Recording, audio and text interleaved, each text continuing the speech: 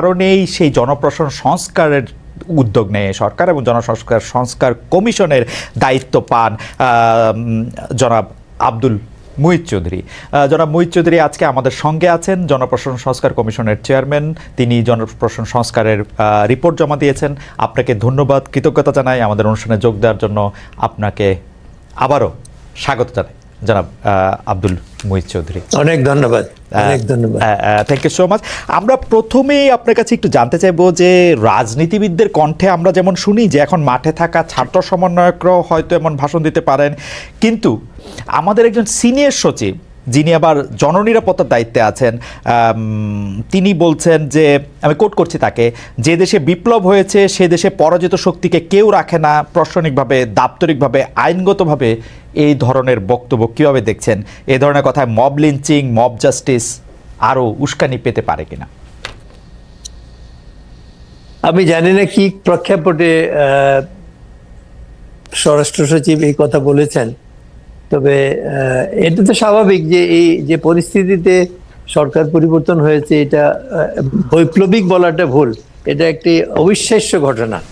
তো সেই পরিস্থিতিতে মানুষের আশা আকাঙ্ক্ষা, যেহেতু সাধারণ মানুষ এই আন্দোলন ছাত্র জনতার আন্দোলন বলা হয়, তো কাজেই সাধারণ মানুষ ছাত্র সঙ্গে মিলে তারা এই আন্দোলন করেছেন এবং যে সরকার সরার কোনো সম্ভাবনা দেখা যাচ্ছিল না, সেই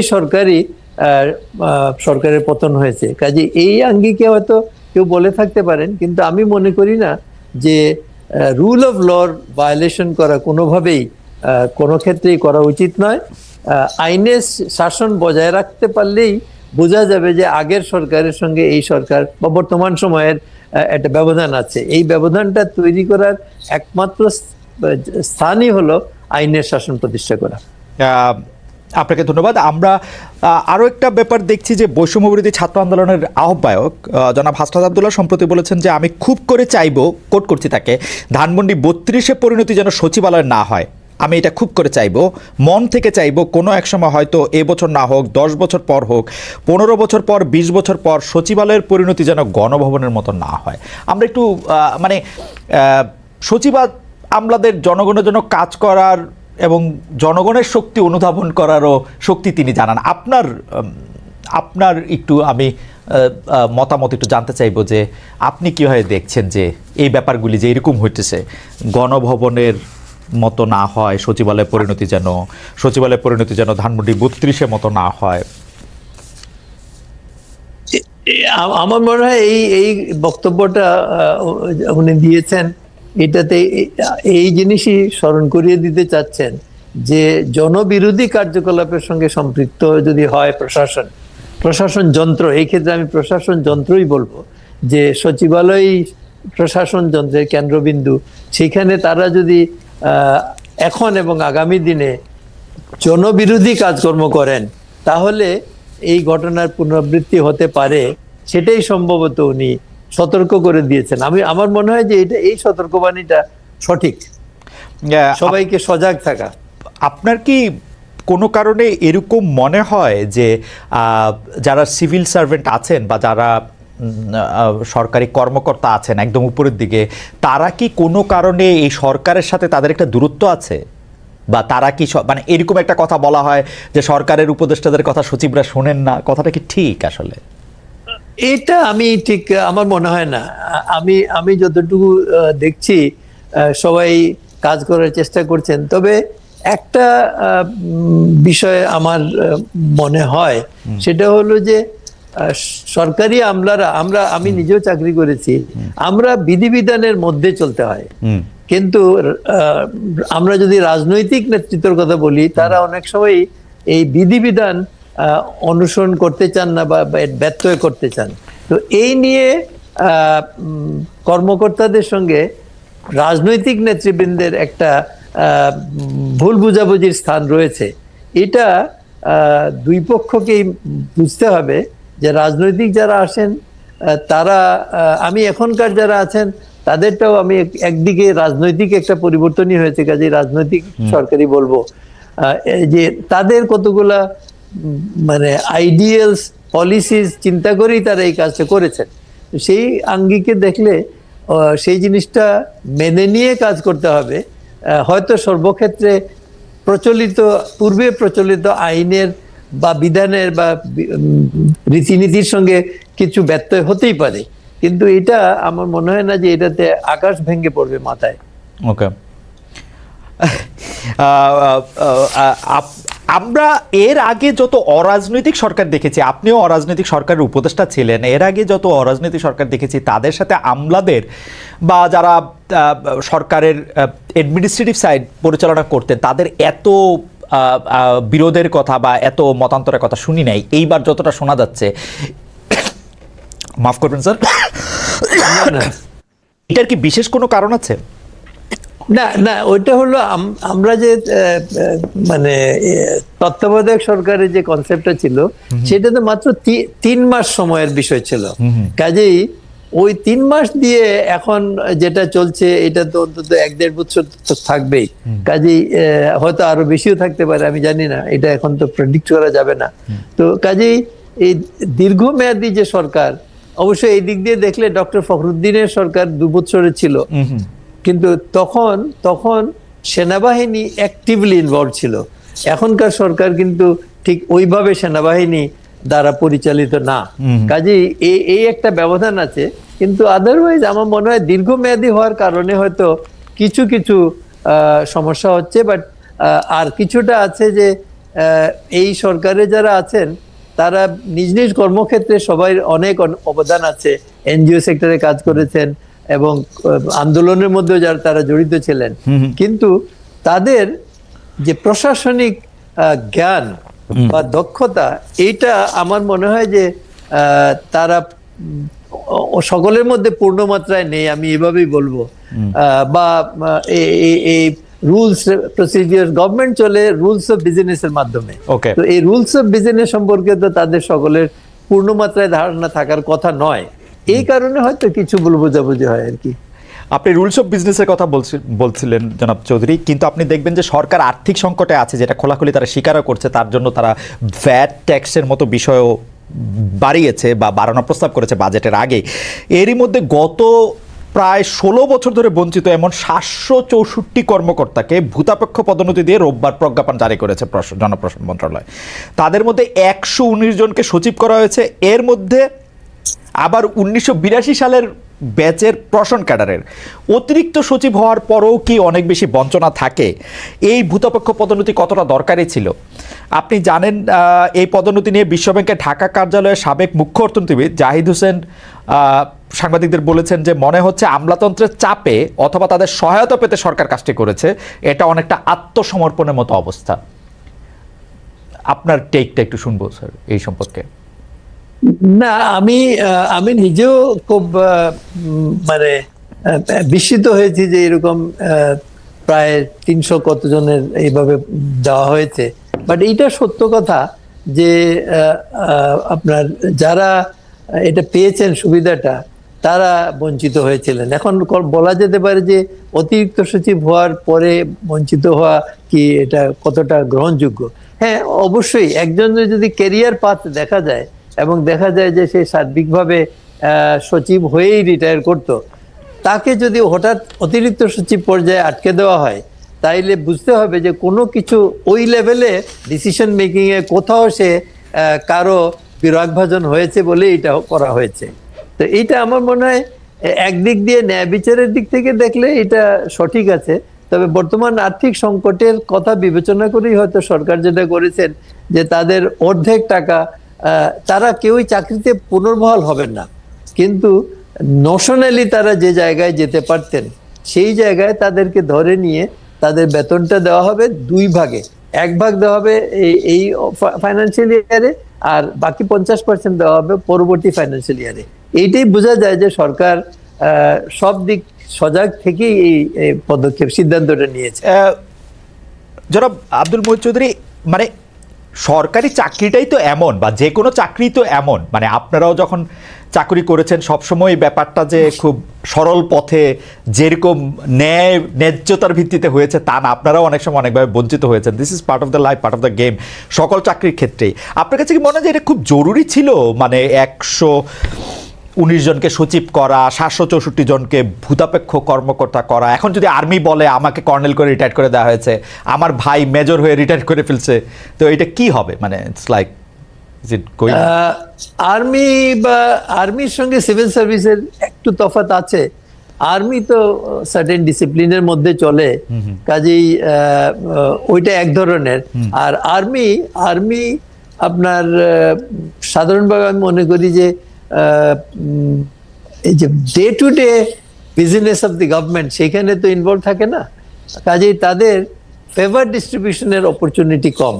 বাট ফেভার্স আমলাকে দিয়ে কাজ করিয়ে নেওয়াটা সব সরকার চায়, এবং এই কাজগুলোর জন্য প্রত্যেকটা জিনিসের সঙ্গেই জন উন্নয়ন সম্পৃক্ত থাকে। তো সেই জন্য এইখানে আপনার এই ধরনের ইনফ্লুয়েন্স করার টেন্ডেন্সিটা বেশি থাকবে, বা কাউকে দিয়ে কাজ করিয়ে নেওয়া। আমরাও দেখেছি চাকরি জীবনে এই ধরনের আসে, তো আসলে সেখানে অনেকেই পদ পদবীর জন্য তারা সাকাম করেন, হয়তো মেনে নেন। বাট আমি আমার চাকরি জীবনে আমি এই ধরনের কম্প্রোমাইজ করি নাই, এবং আমি বিভিন্ন সময়ে সরকারকে লিখিতভাবে বিভিন্ন বিষয়ে বলতাম। তো কাজেই আমার এখনকার পরিস্থিতিতে আমি জানি না, বাট যারা এই এত বছর ছিলেন না তারা কিন্তু একটা বিরাট প্রেসারের মধ্যে, মানসিক যন্ত্রণার মধ্যে ছিলেন। একটা হলো যে চাকরির থেকে বের হয়ে যাওয়া, আর একটা হলো যে সামাজিক ভাবেও যে তোমরা সরকারের কাছে গ্রহণযোগ্যতা নাই তোমাদের, কিন্তু কি কারণে নাই এটা তারা হয়তো তখন বলারও সাহস পান নাই। এখন হয়তো জিজ্ঞেস করলে তারা, আপনি যদি কাউকে ডেকে ইন্টারভিউ নেন তাইলে হয়তো দেখা যাবে যে তারা অনেকে বলবেন কি হয়েছিল প্রকৃত ঘটনা। ইনফ্যাক্ট আমি মনে করি যে এদের কে ডেকে যদি জিজ্ঞেস করা হয় তাইলে কারো বাড়ি অমুক জায়গায় ছিল, কেউ অমুকের আত্মীয়, এই ধরনের ঘটনা। আমি একজনকে জানি, খুব ভালো অফিসার, আমার সঙ্গে উনি কাজ করেছেন এক ডিপার্টমেন্টে। তো উনি ডেপুটি সেক্রেটারি হিসাবে বাইরের ক্যাডার থেকে এসে সেক্রেটারিতে ঢুকেছিলেন, এই ডেপুটি সেক্রেটারি হিসাবে উনি রিটায়ার করেছেন, উনি আর উঠতে পারেন নাই। তো এটা আমি জানি যে এটা তো অত্যন্ত অন্যায়ভাবে করা হয়েছে, এবং তার রিলেশনশিপ, তার কোনো এক রিলেশনের কারণে যে তার আত্মীয় অমুক দলের লোক, এই জন্য তারে দেওয়া যাবে না, এটা তো ঠিক না।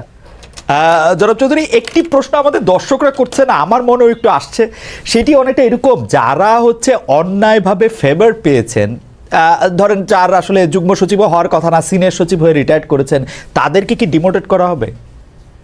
না, সেটা তো সম্ভব হবে না। Once given you cannot take away. Okay okay, ঠিক আছে। আমাদের পরের বিষয়টি হচ্ছে যে অন্তর্বর্তী সরকারের সময় চাকরি প্রার্থীদের আন্দোলনের মুখে আপনার নেতৃত্বে সরকার গঠিত কমিটি সুপারিশ দিয়েছিল।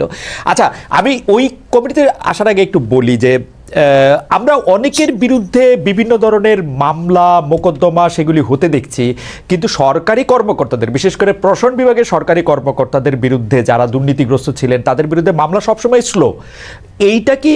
এইটা আপনার কি মনে হয়, বা এটা যারা অতীতে বিভিন্ন রকম সুবিধা নিয়েছেন, দুর্নীতি করেছেন, স্পষ্টভাবে নানা ধরনের কিছু করেছেন, সেইটি আপনি কিভাবে দেখেন, যদি আমাদেরকে অল্প করে একটু বলেন। এখন না, বেসিক্যালি এসিসি আছে, অ্যান্টি কারাপশন কমিশন, সেইখানে যারা ছিলেন তারা তো অনেক আগের থেকে ছিলেন, সেই জন্য তারা হয়তো ওই আগের সরকারের ধারাবাহিকতায় এই কাজগুলো করেছেন। কিন্তু এখন পরিবর্তন হওয়ার পরে আমরা পত্রপত্রিকায় দেখছি প্রায় প্রতিদিনই কিছু কিছু এই ধরনের কর্মকর্তাদের বিরুদ্ধে ব্যবস্থা গ্রহণ হচ্ছে, মামলা দায়ের করা হচ্ছে। তো এইটা it is because of the change of the, মানে ওখানে এসিসি তেও রেজিম চেঞ্জ হয়েছে। আগে এতদিন পর্যন্ত আগের রেজিমই বহাল ছিল, কাজে তারা তো কিছুটা আগের সেই ধারাই কাজ করেছেন, বা কাজ করেন নাই যেটা এই সময়ে করা উচিত ছিল। তো এখন নতুন সেটআপের পরে আমি দেখছি কিছু পরিবর্তন হয়েছে। কিন্তু এই যে রেজিম চেঞ্জের ফলে যে অনেক কিছু হয়, যেমন আমাদের অনেক দর্শক এখন প্রশ্ন করছেন যে 43তম বিশেষের যে দ্বিতীয় গেজেটে বাদ পড়া যে 227 জনের প্রজ্ঞাপন এখনো হয় নাই, ঝুলে আছে, কি কারণে সেটা আবার নতুন করে যাচাই বাছাই করা হচ্ছে, কেউ এটা কিছু বলতে পারে না। এইটা মনে হয় না যে আগের রেজিম যেভাবে করে তাদের পক্ষের লোকদেরকে যেভাবে সামনে আনতো, এই এখনকাররা আবার মানে ঠিক উল্টোটা করছে, এটা কি মানে ন্যায্য হচ্ছে কিনা সেইটা?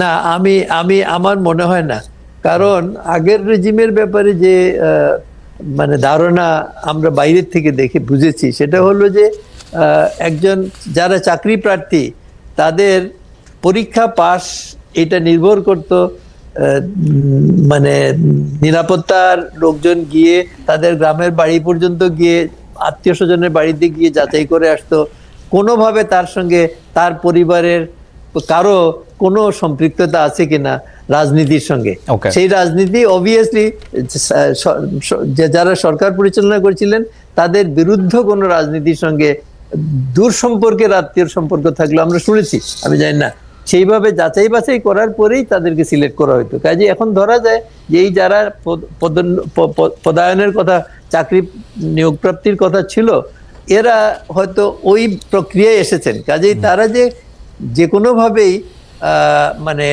পূর্ববর্তী সরকারের সঙ্গে ঘনিষ্ঠ ছিলেন, এইটাই একমাত্র কারণ হতে পারে তাদের চাকরি পাওয়ার, তাদের যে যোগ্য ব্যক্তিরা চাকরি পান নাই। কাজে এখন যদি সরকার এইটা দেখতে চায় তাইলে আমার মনে হয় এটা যৌক্তিক, এটাতে আমি অযৌক্তিক মনে করি না। তবে এটা প্রসেসটা তাড়াতাড়ি করে ফেলতে হবে যাতে করে এটা মানে দীর্ঘসূত্রীদের মধ্যে না পড়ে। ওকে, এটা আপনার মতামত নিশ্চয়ই সরকার বিবেচনা করবে বা দেখবে। আপনার যে সুপারিশে আসি, অন্তর্বর্তী সরকারের সময় চাকরি প্রার্থীদের আন্দোলনের মুখে আপনার নেতৃত্বে যে কমিটি তার সুপারিশ দিয়েছিল সরকারি চাকরিদের প্রবেশের বয়স ছেলেদের 35 এবং মেয়েদের 37, কিন্তু সরকার 32 বছর করে অধ্যাদেশ জারি করেছিল।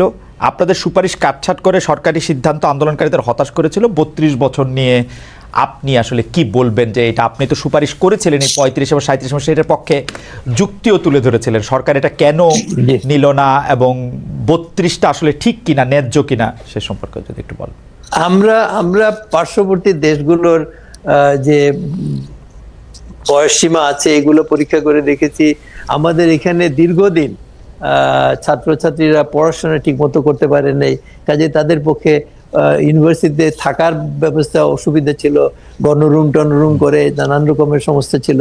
এই কারণে আমরা সব কিছু বিবেচনা করে 35 বছর রিকমেন্ড করেছিলাম, যে যাতে 3 বছর করোনা ভাইরাস এবং এই ইউনিভার্সিটির প্রেক্ষিত সার্বিক বিভিন্ন বিশ্ববিদ্যালয়ের বিদ্যমান পরিস্থিতিতে এরা পরীক্ষা দিতে পারে নাই। তা আমরা ঠিক করেছিলাম যে 35 বছর হয় যদি, তো তারা পরীক্ষা দিয়ে একটা চান্স নিল, যদি পায় চাকরি পেতে পারলো, না হলে হলো না। আর মেয়েদের ক্ষেত্রে এটা আমরা সব দেশেই মেয়েদের ক্ষেত্রে বয়সটা আলাদা।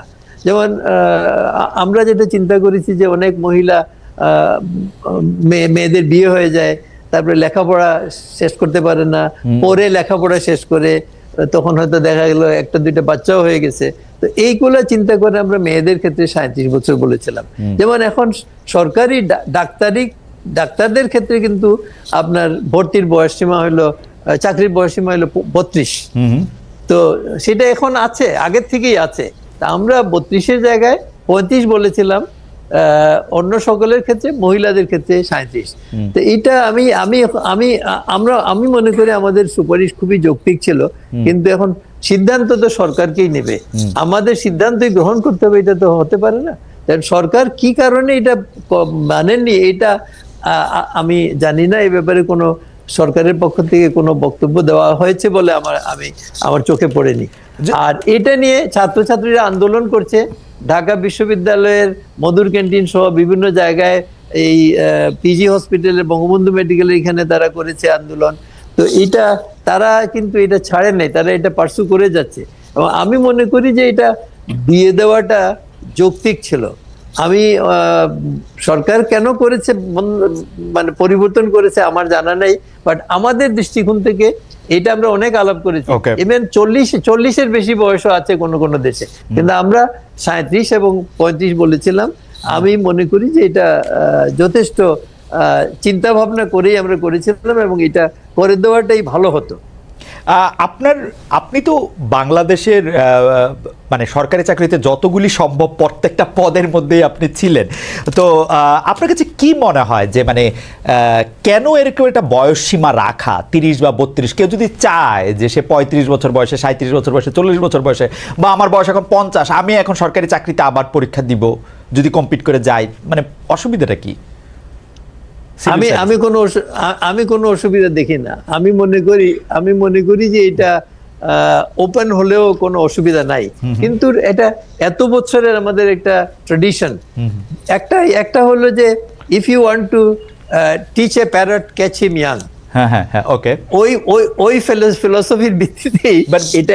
But it is true about parrot. এটা কি সিভিল সার্ভিসের, সুপ্রিয়র সিভিল সার্ভিসের লোকজনের জন্য কি সত্য? না, মানে একটা জিনিস হলো যে একটা বয়সের পরে মানুষের চিন্তা ভাবনা সুদৃঢ় হয়ে যায়, তার লাইকস ডিসলাইকস। তো এই জন্য যেমন আমরা যখন পরীক্ষা দিয়েছি, আমাদের সময় 25 ছিল বয়স, 21 থেকে 25। তো আমরা ইউনিভার্সিটি থেকে পড়াশোনা করেই বের হয়েছি এই চিন্তা করে যে আমরা সিভিল সার্ভিসের পরীক্ষা দেব। পরীক্ষা দিয়েছি। আমি like several of us, we were very lucky, আমরা প্রথমবারই চাকরি পেয়ে গেছি। আবার কেউ আমাদের সঙ্গে অন্য সার্ভিস পেয়ে পরবর্তী বছর গিয়ে আবার সিভিল সার্ভিস, সবাই সিভিল সার্ভিসেই যেতে চাইতো আগের দিনে, গিয়েছেন। তো এখন এটা একটা সুবিধা হলো যে ফ্রেশ ইউনিভার্সিটি গ্রাজুয়েটস হলে তাকে মানে ট্রেন করাটা ডেফিনেটলি ইজিয়ার। প্রথম দিকের চাকরি, কাজেই সবাই একটু সতর্ক হয়ে কাজ শেখার চেষ্টা করে। কাজ করার সময় আমাদের প্রসেসটা মানে দীর্ঘ ছিল। অ্যাসিস্ট্যান্ট কমিশনার হিসেবে একজন ডিসির সঙ্গে কাজ করতে হতো, বা প্রত্যেক ডিপার্টমেন্টেও যারা অন্যান্য। আমি এটা খুবই, আপনার যুক্তিটা আমি খুবই বুঝতে পারি যে ইয়াং ফ্রেশ ব্লাড, কিন্তু এটার উল্টাটাও তো আসে। যেমন আমি যেহেতু খুব ইয়াং বয়সে সিভিল সার্ভিসে জয়েন করছিলাম, অল্প দিন পরেই আমার মনে হইলো যে চাকরিটা ভালো না, তো আমি কিন্তু আমার যদি আরেকটু বয়সে আমি জয়েন করতাম তাহলে হয়তো এটা ভালো দিকও আমি দেখতে পাইতাম, মানে এটাও তো হইতে পারে আর কি। হতে পারে, তবে জেনারেলি কম বয়সেরটাই, যেমন এখন মার্কিন যুক্তরাষ্ট্রেতে যে কোনো বয়সের লোককে যে কোনো চাকরিতে সরকার নিয়োগ করে যেতে পারে। হ্যাঁ, তো এটা তাদের স্পয়েল সিস্টেম, একটা অন্যরকম সিস্টেম। আমাদের এখানে ওই সিস্টেমগুলো নাই। ওইটা হলে বেশ কিছু সমস্যা হতো। আর তাছাড়া আরেকটা হলো যে আমরা আমরা যেমন একবার হয়েছিল প্রেসিডেন্ট এরশাদের আমলে 450 জন কতজন অফিসার নেওয়া হয়েছিল, তো তাদের বয়সের ভিত্তিতে বেতন দেওয়া হয়েছিল। তো এখন এই বয়সের ভিত্তিতে বেতন দেওয়ার পরে, আমি তখন চিটাগাংয়ে কমিশনার ছিলাম। আমার মনে আছে যে চিটাগাংয়ে আমার এক ডিস্ট্রিক্টে, আমার অধীনের, আমার তো সিলেট থেকে কক্সবাজার পর্যন্ত আমার জুরিসডিকশন ছিল ডিভিশনে। তো আমার এক ডিস্ট্রিক্টে একজন অফিসার এইরকম বয়স্ক, তার বেতন বেশি, তো তিনি তার এডিসি কে বলছিলেন যে আমি তো আপনার চেয়ে সিনিয়র, আপনি আমার চেয়ে কম বেতন পান। খুবই না, আমার মনে হয় যে আপনার যে যুক্তিতে আপনি এটা সুপারিশ করেছিলেন সেই যুক্তি আসলে ঠিকই ছিল, যে নানা ধরনের কারণে এখন সরকার কেন করেছে সেটাও আপনি ঠিকই বলেছেন, যে সরকার কেন করেছে এটা সরকারের ব্যাপার।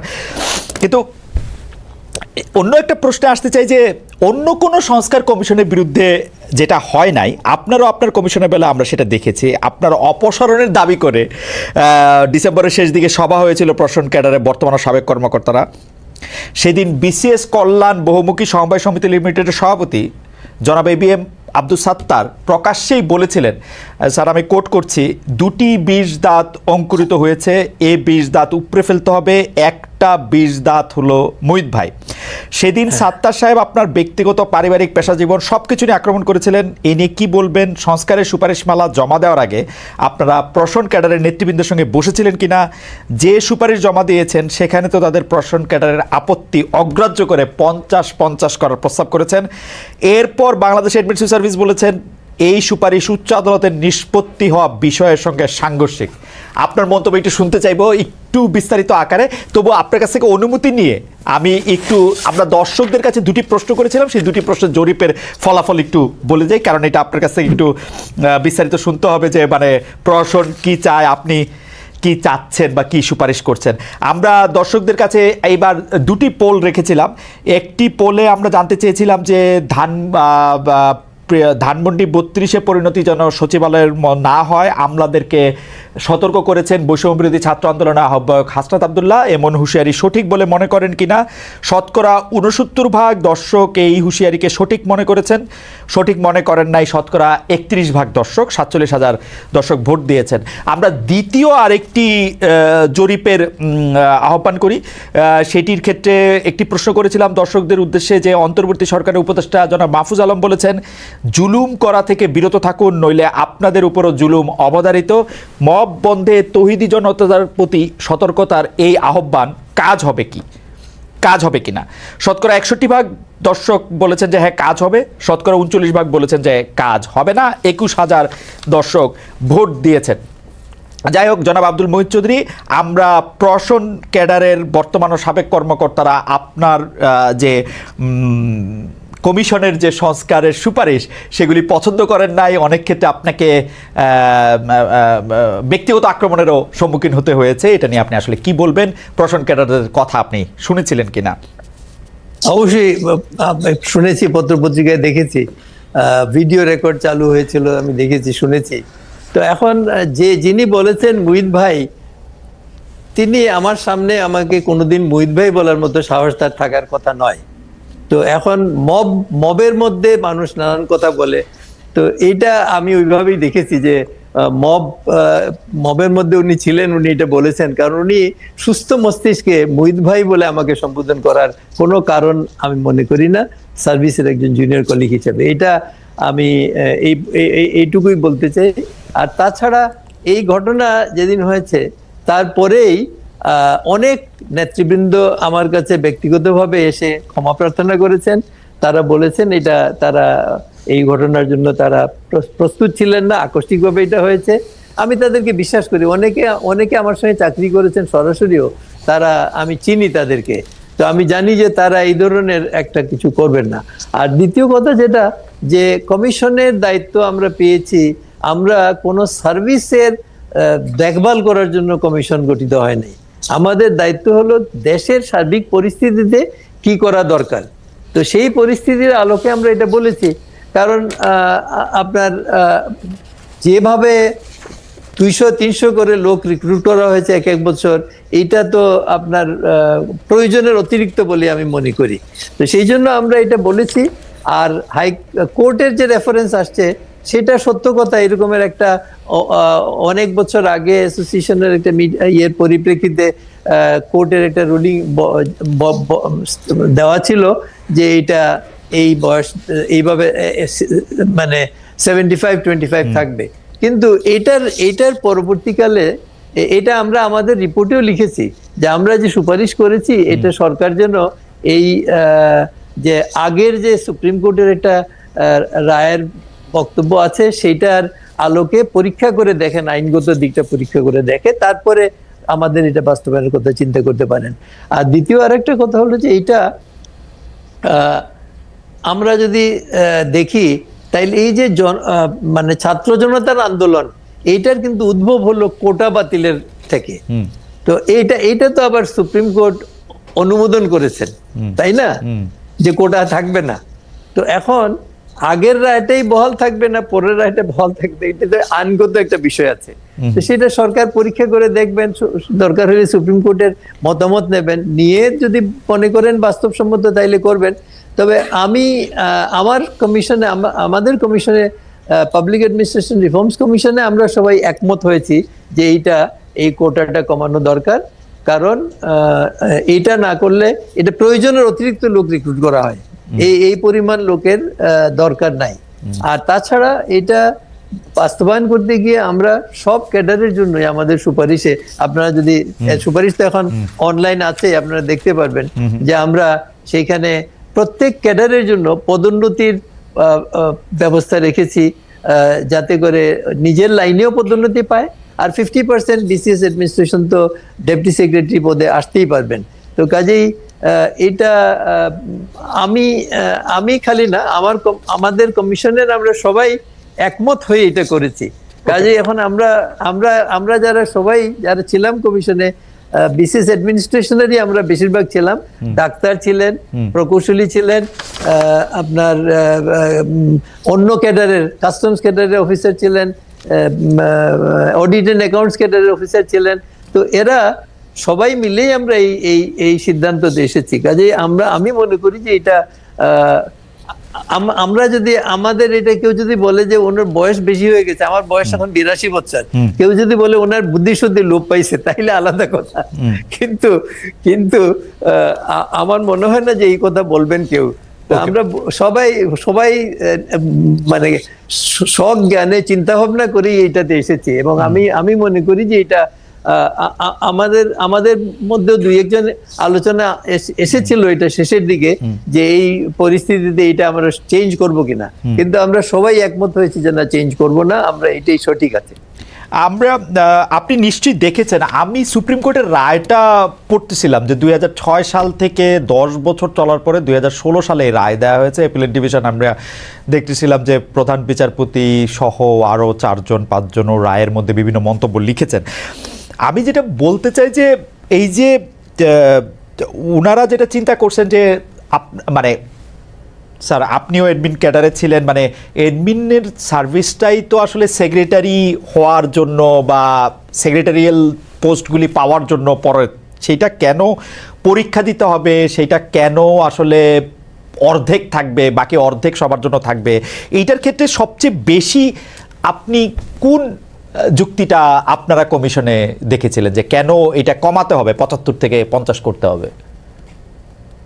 না, যুক্তিটা একটা হলো যে এইটা যে সময়ে যে পরিপ্রেক্ষিতে করা হয়েছিল, তখন তো এত লোক রিক্রুট করা হতো না। যেমন ওখানে ছিল, আমি পাকিস্তান আমলের কথাই যদি বলি, সেই সময়ে CSP, all post were born in the cadre of the CSP.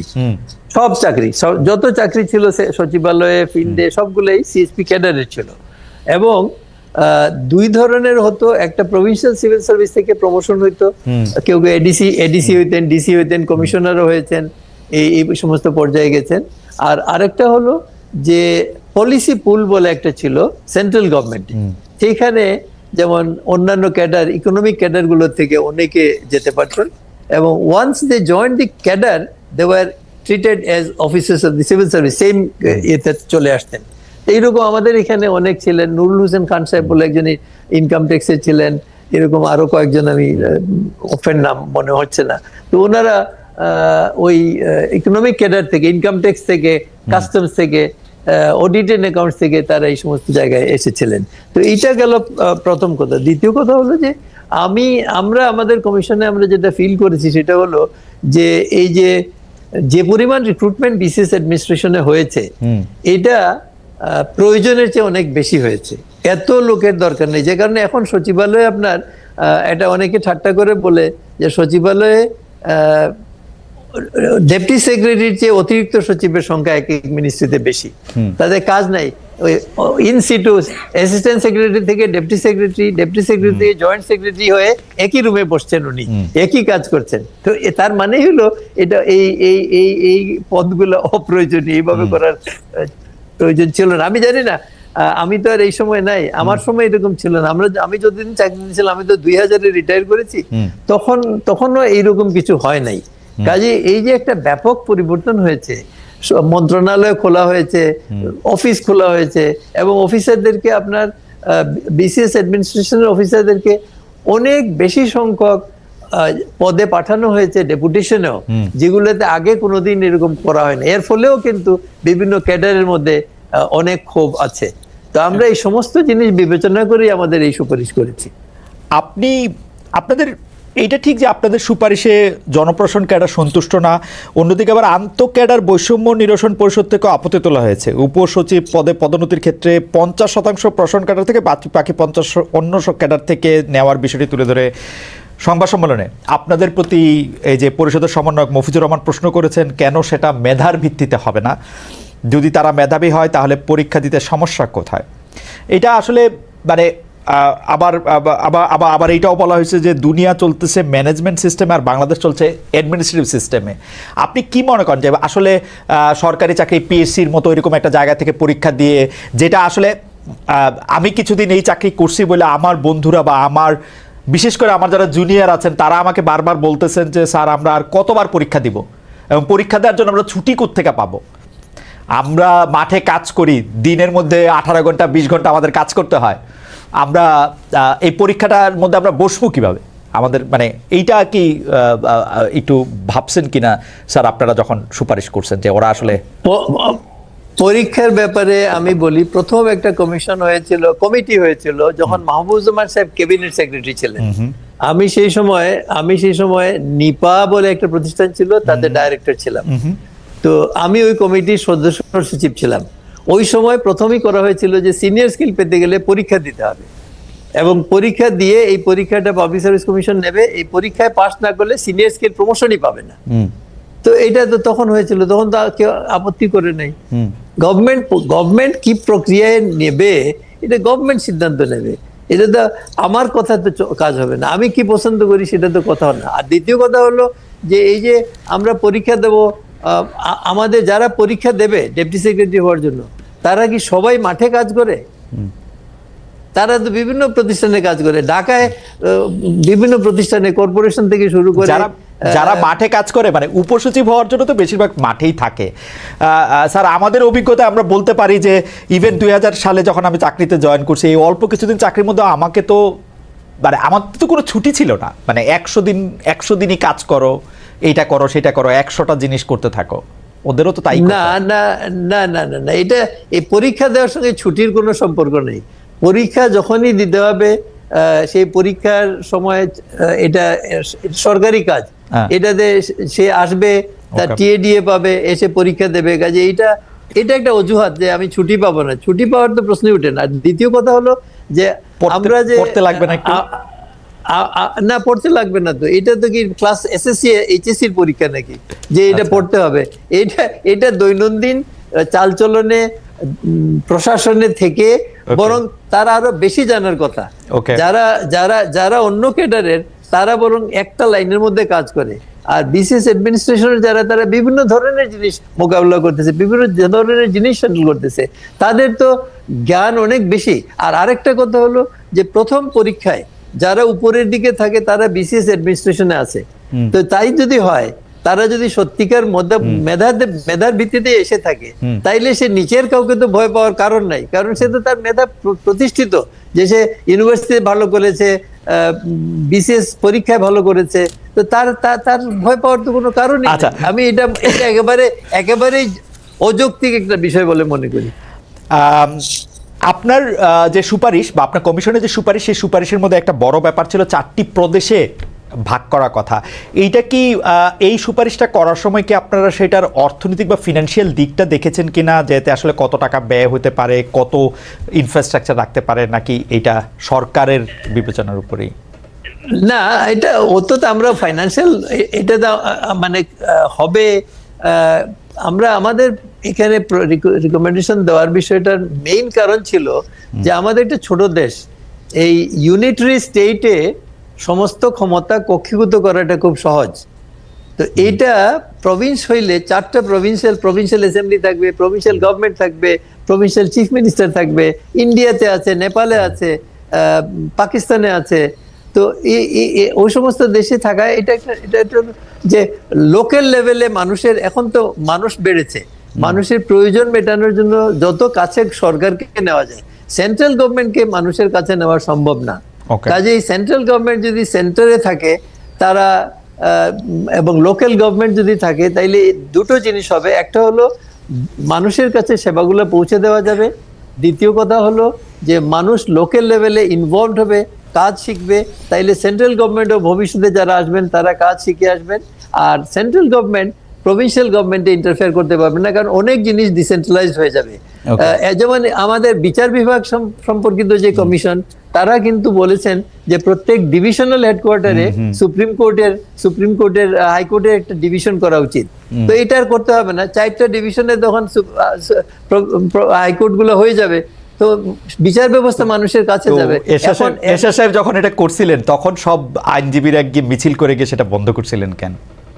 কে এরশাদ সাহেব তো হাইকোর্টের একটা বেঞ্চ প্রত্যেকটা বিভাগে অনেকগুলি বিভাগে বসানোর প্রস্তাব করছিলেন, বসাইছিলেন, কিন্তু তখন তো আইনজীবীরা মিছিল করে গিয়ে এটা আবার হ্যাঁ, এটার কারণ হলো যে ঢাকা বেস আইনজীবীরা তারা ওই যে চিটগং, রাজশাহী এই সমস্ত জায়গায় গিয়ে যাওয়া ঝামেলা হতো, তারা যেতে পারতেন না, গেলে সময় নষ্ট হতো। তো কাজেই ব্যবসায়িক কারণে তারা আপত্তি করেছেন।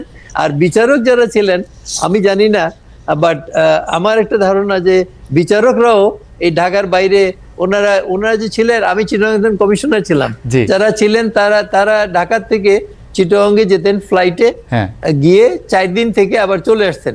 তো এখন এই যে এটা পরিবার ঢাকায় এই অবস্থা থেকে মুক্তি পাওয়ার জন্য, প্রভিন্স হয়ে গেলে কিন্তু এটার হবে না। প্রভিন্স হয়ে গেলে যারা থাকবেন ওখানে ওই প্রভিন্সে চাকরি করবেন, এলিভেটেড হলে সুপ্রিম কোর্টে আসবেন যখন তখন আসবেন। ওকে, আমরা আরো কিছু প্রশ্ন জমা হয়ে গেছে যে আমরা অনেকদিন ধরে জেনে আসছি যে বাংলাদেশের অন্যতম সুরক্ষিত প্রবেশাধিকার সংরক্ষিত একটি স্থান হচ্ছে সচিবালয়, কিন্তু আওয়ামী লীগ সরকার পতনের পর আমরা দেখেছি দাবি দেওয়ার নামে একাধিকবার বহিরাগতরা ঢুকে পড়েছিল সচিবালয়। সবশেষ গত 25 ডিসেম্বর দিবাগত রাতে, গভীর রাতে সচিবালয়ের 7 তলায় সচিবালয়ের 7 নম্বর ভবনে আগুন লাগে। প্রথমে নাশকতা সন্দেহ করা হলো, পরে দেখা গেল যে এটা একটা বৈদ্যুতিক দুর্ঘটনা, তদন্ত প্রতিবেদন এরকম বলা হলো। এই সচিবালয়ের নিরাপত্তার বিষয়ে আপনারা কোনো সুপারিশ করেছেন?